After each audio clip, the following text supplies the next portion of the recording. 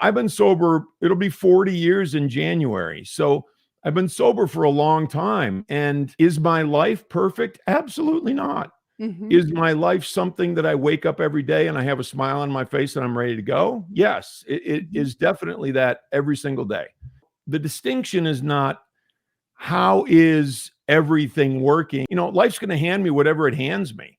Mm-hmm. And I have to put myself in a position where I'm able to not just withstand, because I think if I'm not drinking and drugging, that's withstand. I want to thrive.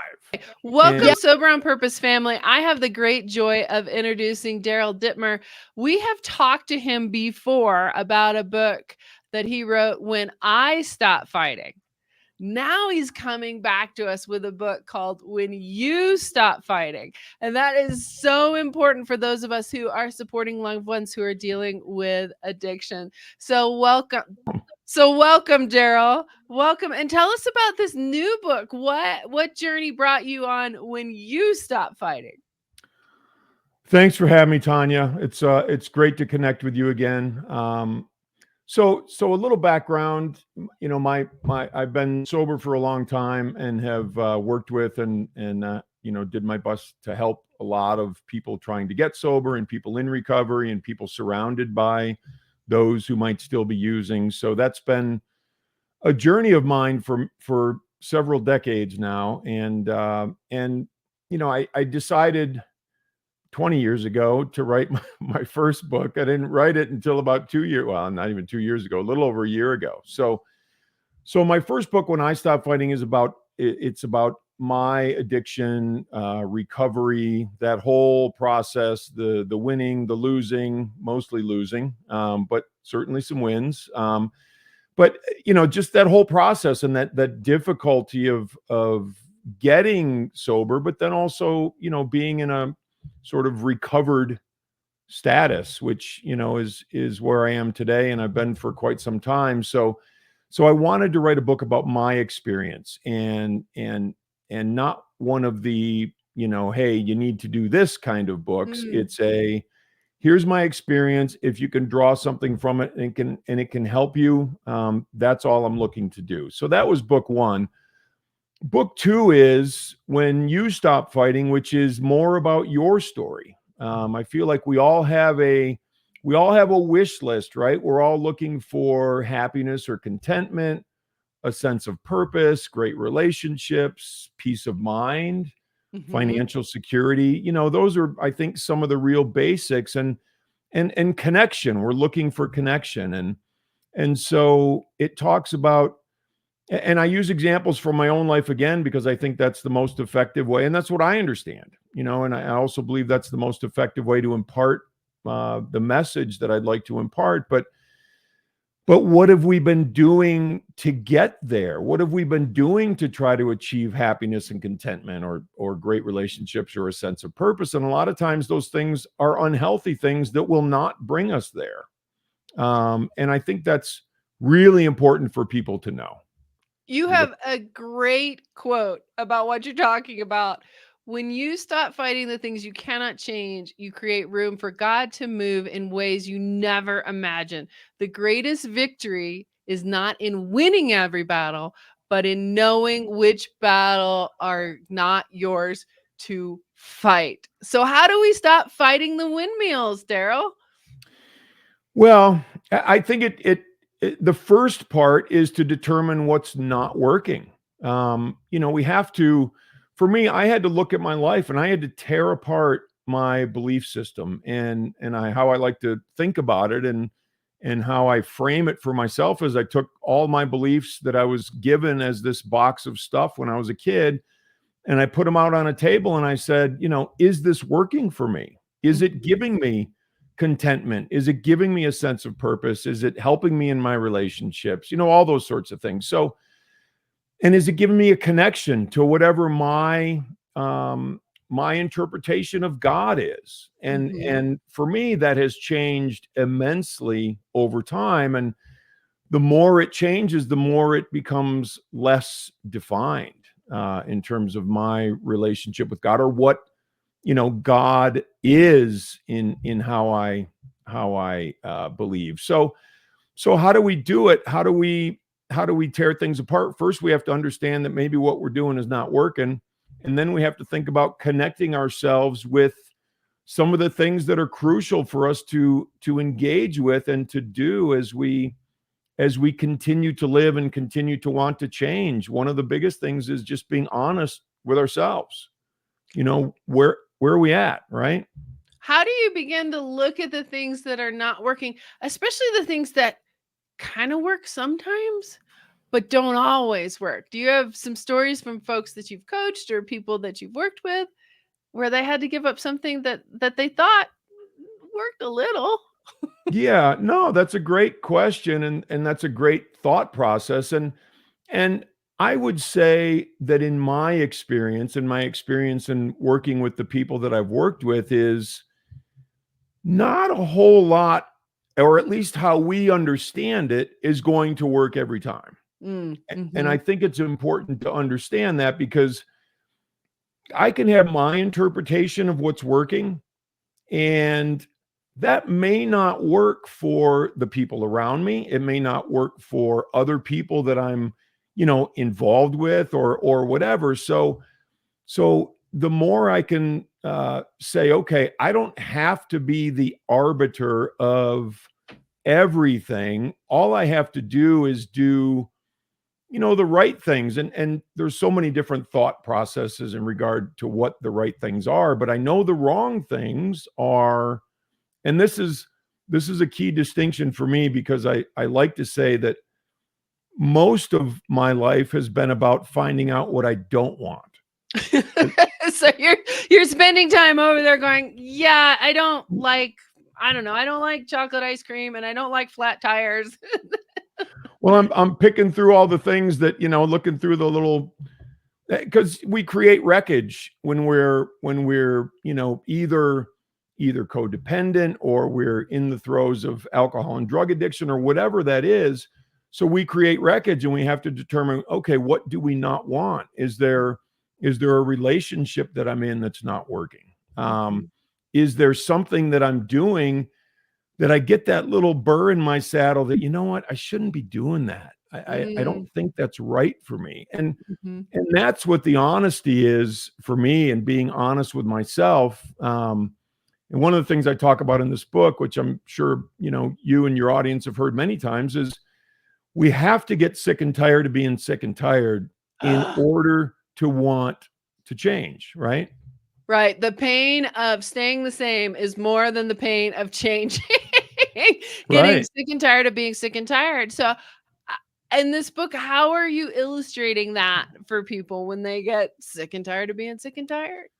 I tell stories about my life. I tell stories about, and simple stories, like everyday stories. It's nothing outlandish. It's just me not performing in my life, me being 15 years or 20 years sober, and something simple like, oh, my knee is killing me, and I've had 4 surgeries, and I'm not going to the doctor, and I'm still playing in 4 basketball leagues, with 25-year-olds, and I'm 35 and at that time. And so my knee blows up, and all the regular things happen. The doctor says, well, you look like you've got an 80-year-old's knee in there. And I'm like, oh, well, that stinks. I'm only 35. And he says, if you keep playing, you're going to have a knee replacement by the time you're 40. And so that didn't sound that great to me. So I, things like that, like allowing things to continue to happen in my life that I know are not right for me. And let me press you just a little bit backwards. This is something that I'm really bringing out this month. Is you said, so I think you said you were 10, 20 years sober and still doing this. There's a piece of emotional sobriety, is how I term it, that even when we're more aware than we were when we were numbing out, we still haven't gotten over that hump.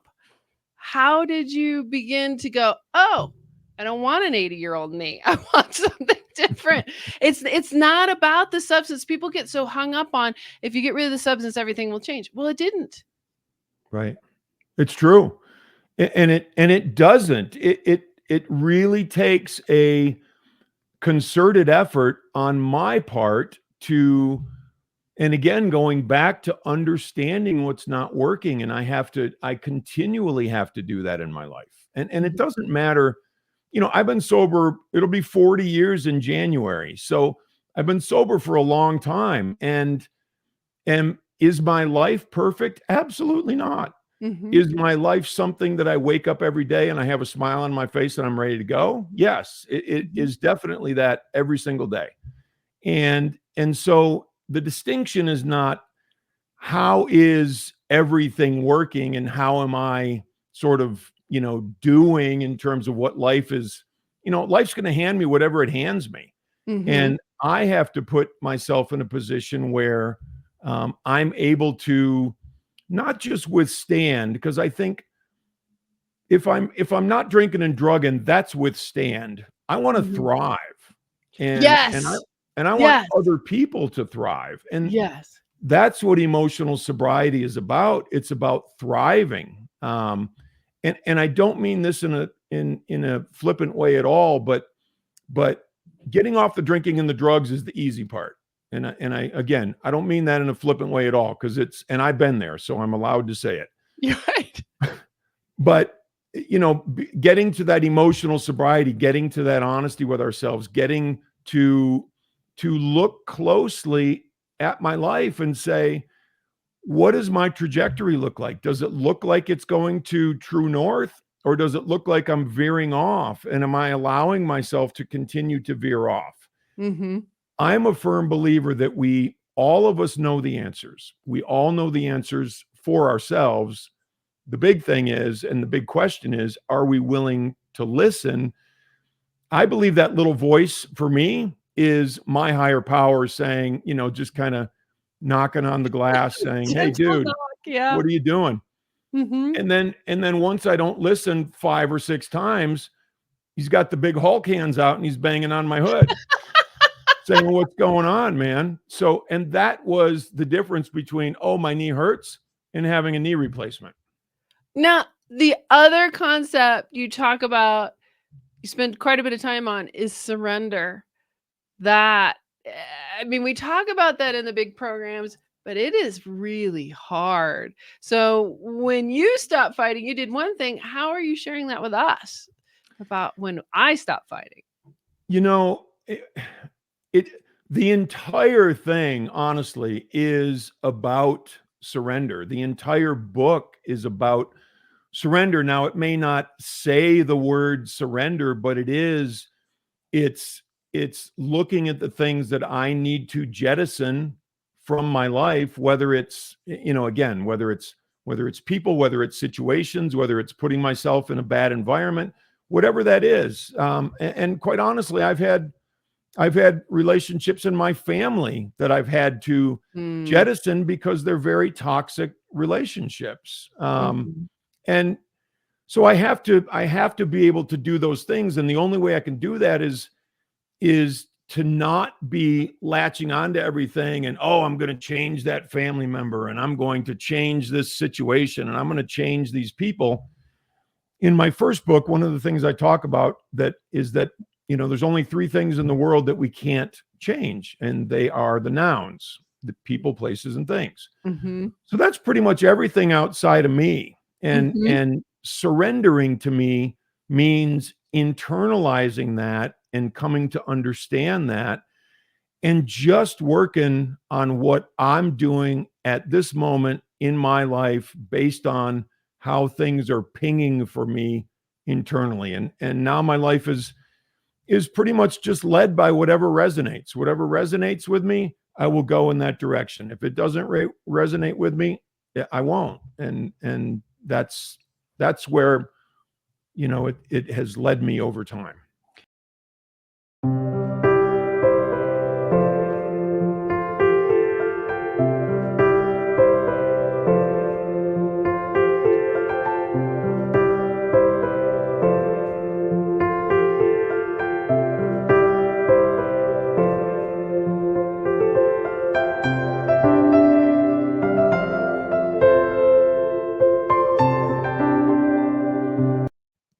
Two of the biggest lies that were ever spoken over me were from my own dad, that I was a liar and a sex addict. And that is unfortunately exactly what I became.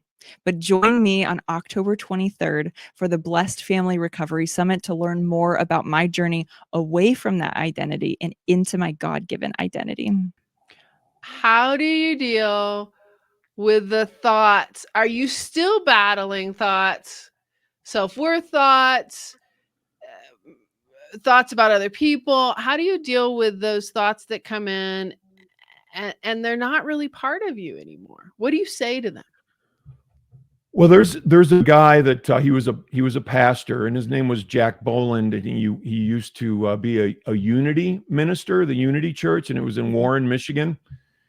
And I had his tapes, and I listened to him all the time. And Jack Boland was a sober guy too, which was really cool and phenomenal stuff. Now it makes me want to go on Amazon and buy his tapes. I guess you can't buy tapes anymore, can you?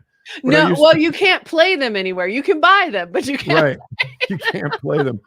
But he used to talk about a 7-day mental diet. And he used to say when those thoughts would come in, all you have to say at times is cancel.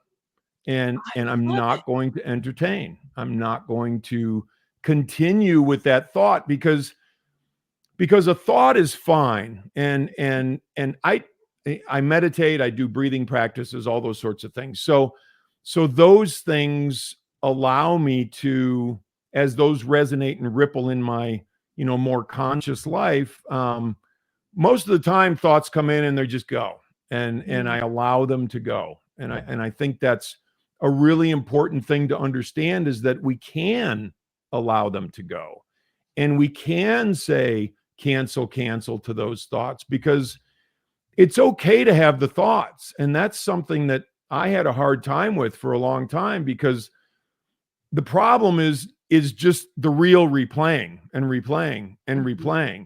Having the thought, whatever, no big deal, allow it to leave. But the replaying of those things, then you start to create emotion around it. And then that's when we get in trouble. I'll just say one more thing, Tanya. I know I'm kind of going off here, but you're good. But there's a book called The 10 Commandments by Emmett Fox, which it was a book that absolutely changed my life and how I think about things. Mm-hmm. But he would talk about, my idea of a higher power is how my life is going to go. And it has to do also with, with the thoughts that come, the thoughts that I'm willing to entertain, the thoughts that I emotionally engage with. And he would also say that the mental part of it is okay. And he relates it to, and I'm sorry, I don't know which commandment, honor your father and your mother. And which means honor your thinking side and honor your feeling side, in how he interprets that. In one way, that's a way to interpret it. And so honoring my thinking side is understanding that I also have to honor my feeling side. And when those things come, if I just allow them to go, my emotion hasn't been brought into the mix. So it's not, it doesn't do the damage if it just remains a thought. Mm-hmm. Mm-hmm. So I love that. And you're right. I don't know which commandment it is. It's in the top 5. So it's the top 5 commandment. It's worth you reading Deuteronomy anyway. So just go read the whole thing. So there you go. That's a really interesting way to look at it. And that what we see with families when they grow up with some substance use disorder, those types of things, everything is up here. They have a really hard time with the heart. They're stuck in the brain. They're stuck up here. And what you're saying is the honor the father, honor the mother means looking at those as a whole, not just as a single piece. When you're looking at that and coming into emotional sobriety, has it been hard for you to feel your feelings, or has that been something that grew? What did that look like for you? Oh, it grew big time. Yeah, it was really hard in the beginning. And I would say that's why, again, not flippantly, but I say, getting off the drugs, the alcohol, whatever, gambling, whatever it is the easy part. And the reason I say that is because when I started feeling those feelings, it was really difficult because it was like the first time. It was like the first time feeling some of that emotional unrest, and Mhm. I didn't know what to do with it. And that's, that's when the reels start playing. That's when, all this stuff just, it's almost like the perfect storm, right? In terms of how it hits us, and in the perfect, not so good storm. So yeah, it is difficult, but it changes over time. And I have found that exploring many different ways to believe about things, or many different ways to look at things and look at the world from an external perspective, look at, the world from an internal perspective, about God or higher power or universe or energy or whatever a person wants to call it. Explore. There's a lot of wonderful belief systems out there that, and I was told when I was a kid, if I wasn't Wisconsin Synod of Lutheran, everybody else is wrong. And I don't think that's true. No. No. I think, every religion has something to teach us. Every belief system has something to teach us. And quite honestly, I think they all draw from the same well, which is, living a principled life and believing in something bigger than ourselves. Absolutely. When you stop fighting, what do you hope readers pull from this book that you've created for them? I want people to get to their wish list. I want them to experience their wish list. I want people to feel content. I want them to have a sense of purpose and great relationships and peace of mind. And you can even move that into financial security, just depending on how you want to do your life. And, something I told my sons growing up, I said, look, you don't have to do anything really in terms of, how you go about your job, or, whatever. It doesn't have to be something where you got to go make $1 million. You just don't. But understand that it is a tool in life, and there's nothing wrong with it. And you can go do, whatever you're willing to sort of withstand to Mhm. go do. And Mhm. and and all of these things really work in conjunction with each other. If I'm working on my sponsor said a long time ago, he said, Daryl, first things first, and the rest will be added on. And he told me this when I was probably 20 years old. So I'm a couple years past that at this point. Yeah. Hard to tell.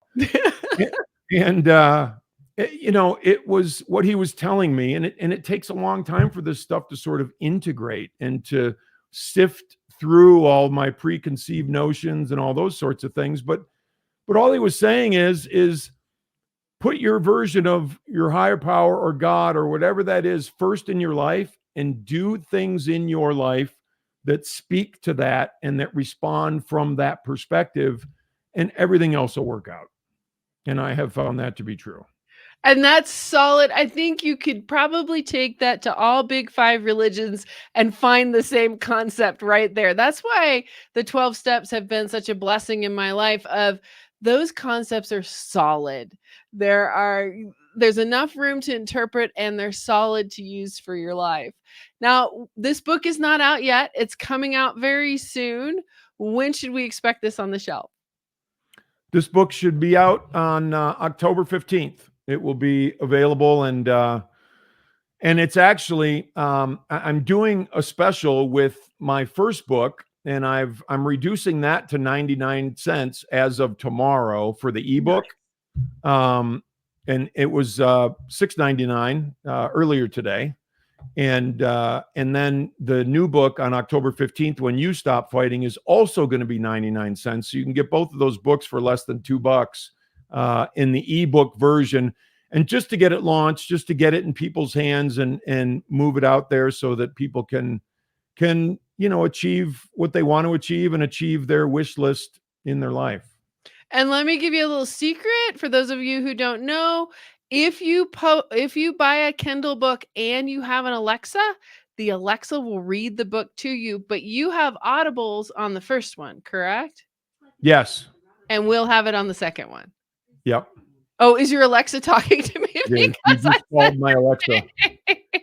That's hilarious. So if you want to grab his book and you are an auditory reader, you can still do it even before his audio comes out. Daryl, thank you so much for being here. The cancel. Wow. That's so simple. I'm just going to grab that one. What is a thought you want to leave the listeners with? That it is possible, no matter where you are and what, I've been in deep holes in my life, and, especially when I was younger, but all the way up, even sober, you can be in those holes, you can be looking around and all you see is the hole. And I think it's really important to understand that there's always daylight. There's always a way for things to get better, and things can get better. And they do get better. And I think that's crucial, because when you're in the midst of those difficulties, it seems like life isn't going to get better. And it's important for everyone to know that it does. And I've been there so many times, and I'm a little older now, so I can speak from those experiences. And each one of those times when I felt like I'm in that hole has been a stepping stone to make my life better.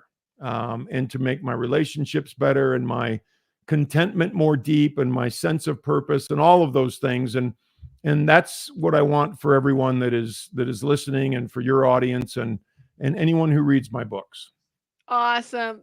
Daryl, thank you again. We're going to have all the links below.